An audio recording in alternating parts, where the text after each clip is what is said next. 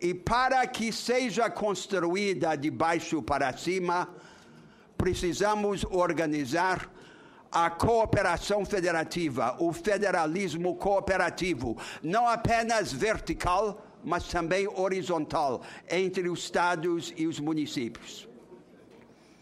E o maior exemplo hoje no Brasil desta cooperação federativa é o exemplo que acaba de se constituir o Consórcio Brasil Central.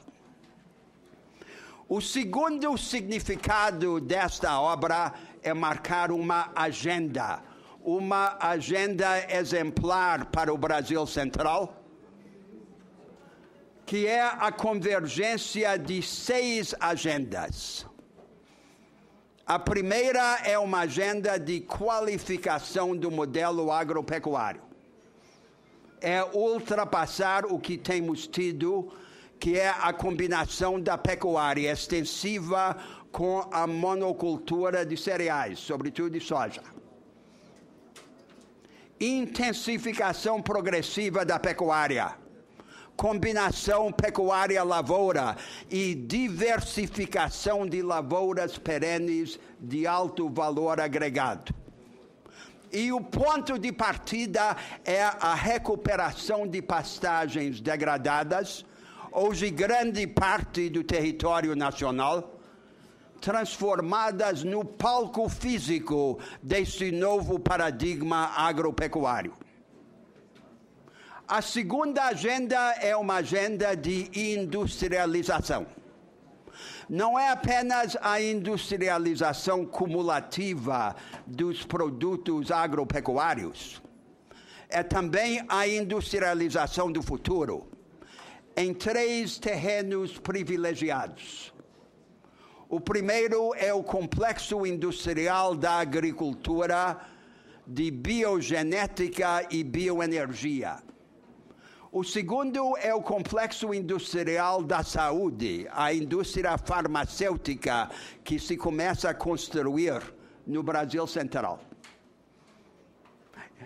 E o terceiro é o complexo industrial da defesa, porque o Brasil Central é o núcleo da defesa nacional. E a defesa é uma das áreas mais propícias ao vanguardismo científico e tecnológico. A terceira agenda é a agenda logística. O Centro-Oeste e o Brasil Central já é o cerne do sistema logístico brasileiro. Mas nós temos que cuidar para que essa estrutura logística no Brasil Central não se constitua apenas de canais vazios de escoamento. Nós precisamos utilizar os eixos logísticos para criar em volta as cadeias produtivas de indústria e de serviços e integrar a logística nacional na malha fina da logística regional. Há grandes temas, como, por exemplo, a travessia da Ilha do Bananal, que servem como provocadores desta integração. A quarta agenda é a agenda do vanguardismo na reforma da instrução pública. Não basta construir escolas e ampliar o turno escolar. Nós temos que operar uma revolução na natureza do ensino no Brasil. Substituir o que temos tido, que é decoreba e enciclopedismo raso, por um ensino analítico e capacitador. Esta revolução enfrenta resistência no país, mas o Centro-Oeste e o Brasil Central podem andar na frente, abraçando o projeto na sua forma mais radical. A quinta agenda é a agenda da gestão pública. E, na verdade, há 3 agendas de gestão. A agenda inacabada do século XIX, de profissionalismo e meritocracia, por meio da construção de carreiras de Estado, a agenda do século XX de eficiência administrativa, com padrões de desempenho e mecanismos de cobrança, e a agenda do século XXI de experimentalismo na maneira de prover os serviços públicos, associando ao Estado a sociedade civil, por exemplo, por meio das organizações sociais, como a melhor maneira de qualificar os serviços públicos. E a sexta agenda é a agenda de direcionar os fundos já existentes, inclusive os fundos constitucionais, para que seus recursos não sejam dissipados no financiamento das vantagens comparativas estáticas, como é a pecuária extensiva. Ali está a base inicial de financiamento deste projeto revolucionário. Mobilizar esses recursos e mudar a sua disciplina normativa. Estas são as 6 agendas com que se compromete o Consórcio Brasil Central. O terceiro significado desta obra é exemplificar, por meio desta agenda regional, um rumo nacional. Nós estamos vindo de um período histórico em que as 2 bases do desenvolvimento no Brasil foram a produção e exportação de commodities de um lado e a popularização do consumo de outro lado. Uma espécie de nacional consumismo. Este projeto acabou. As circunstâncias no mundo viraram e inviabilizaram a continuação dessa estratégia. Agora nós precisamos passar para outra, uma nova estratégia. Uma estratégia de desenvolvimento nacional baseada na democratização das oportunidades econômicas e das capacitações educacionais. Portanto, é o lado da oferta e não mais apenas o lado da demanda. Há uma grande diferença. Democratiza-se a demanda só com dinheiro. Mas para democratizar a oferta, o dinheiro não basta. É preciso reorganizar. É preciso inovação institucional. Nós estamos acostumados no Brasil a resolver todos os problemas com dinheiro. Mas a verdade é que ideias encarnadas em inovações institucionais são um recurso mais escasso e mais poderoso do que dinheiro.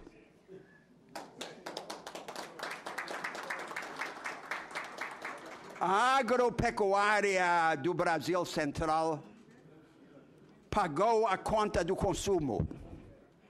Mas agora o Brasil Central, que financiou a estratégia perempta de desenvolvimento nacional, apontará o caminho da próxima etapa, de um produtivismo includente e capacitador.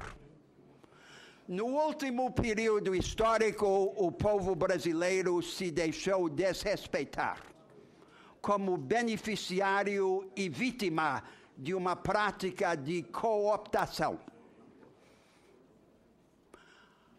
Agora o povo brasileiro se fará respeitar ao instaurar no Brasil profundo, em cada região do país, uma prática de empoderamento para substituir a prática de cooptação. Começou ontem no Brasil Central. No Brasil Central, o Brasil todo se levantará.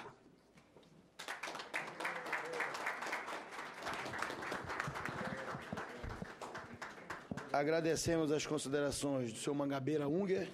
Passamos direto a palavra à senadora autora do requerimento, senadora Simone Tebet. Senhor presidente da Comissão de Desenvolvimento Regional, nosso querido amigo senador Davi Alcolumbre, em seu nome cumprimento os demais senadores que se fazem aqui presentes. Em nome da senadora Lúcia Vânia, eu cumprimento todas as assessoras, autoridades, mulheres que se fazem, que acompanham esse nosso querido encontro. Gostaria de, se me permitir, cumprimentar todos os governadores em nome do governador do meu estado, o governador Reinaldo Azambuja. Com isso, cumprimento o governador Marcelo Miranda, o governador Hollenberg, nosso anfitrião, o governador Confúcio, o governador Pedro Taques e o presidente empossado ontem deste consórcio interestadual, que é o primeiro, se Deus quiser, de muitos consórcios interestaduais que virão, porque nas palavras do nosso eterno ministro Mangabeira Unger, né, o Brasil precisa olhar para o próprio Brasil, entendendo que o desenvolvimento regional passa não só para a região do Nordeste e Centro-Oeste, mas por todas as regiões brasileiras. Então, em nome dos governadores, cumprimento as demais autoridades, senhoras e senhores aqui presentes. Acredito que nós poderíamos ter encerrado esta reunião com as brevíssimas, mas magníficas palavras do ministro Mangabeira Unger, idealizador deste consórcio, mas que, sem dúvida nenhuma, só está andando graças à sensibilidade e ao entendimento dos senhores governadores de que esta é a saída não só para os seus estados, nossos estados, mas a saída para o Brasil.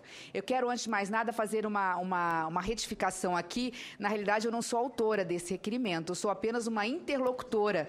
Quem quis vir ao Senado Federal, ao Congresso Nacional, foram os 6 senhores governadores que se fazem aqui presentes. Eu apenas fui a interlocutora e me sinto muito honrada de estar representando aqui todos os senadores da Comissão de Desenvolvimento Regional. Isso demonstra, nas palavras do senador, eterno senador Hollenberg, né, não só a saudade que tem desta casa, como todos os outros que foram congressistas, mas, acima de tudo, de que os senhores saíram do Legislativo, mas o Legislativo ainda não os abandonou.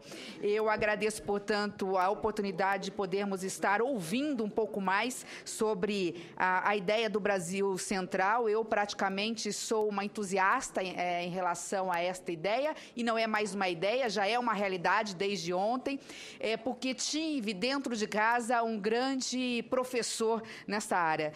Meu pai sempre dizia